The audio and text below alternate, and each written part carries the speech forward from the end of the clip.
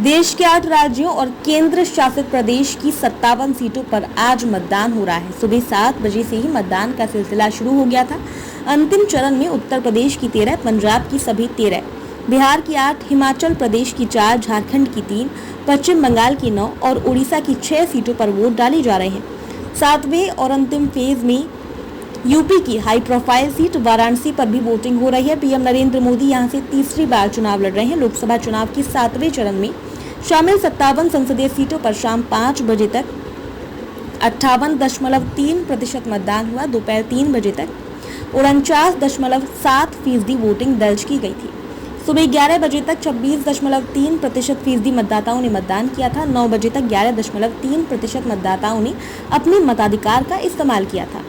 पिछले चरणों में कैसा रहा वोटिंग प्रतिशत? लोकसभा चुनाव के 6वें चरण की अगर बात करें तो 63.36% मतदान हुआ था। वहीं 20 मई को 5वें चरण में वोटिंग की स्पीड काफी धीमी रही। 5वें चरण में 62.2% मतदान दर्ज किया गया था। वहीं चौथे चरण में मतदान का प्रतिशत 69.16% रहा, जो 2019 के चुनाव के इसी चरण की तुलना में 3.65% ज्यादा रहा। तीसरे चरण में करीब 65.68%, दूसरे चरण में 66.71% और वहीं आम चुनाव के पहले चरण में 66.14% मतदान दर्ज किया गया।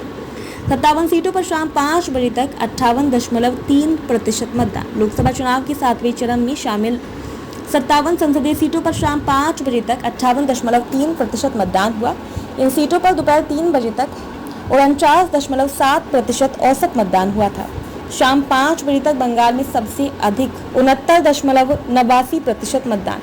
लोकसभा चुनाव के अंतिम चरण में 57 लोकसभा सीटों पर शाम 5 बजे तक 58.34% मतदान दर्ज किया गया। शाम 5 बजे तक सबसे ज्यादा पश्चिम बंगाल में 69.89% मतदान हुआ। सबसे कम बिहार में 48.86% मतदाताओं ने वोटिंग की। झारखंड में 67.95, हिमाचल प्रदेश में 67.56, चंडीगढ़ में 62.80, उड़ीसा में 62.46, पंजाब में 55.20 और उत्तर प्रदेश में 54% मतदाताओं ने शाम 5 बजे तक अपने मताधिकार का प्रयोग किया। 57 सीटों पर सुबह 11 बजे तक 26.3% मतदान। लोकसभा चुनाव के 7वें चरण में सुबह 11 बजे तक 8 राज्यों और यूटी की सभी 57 सीटों पर 26.3% मतदाताओं ने अपने मताधिकार का प्रयोग किया।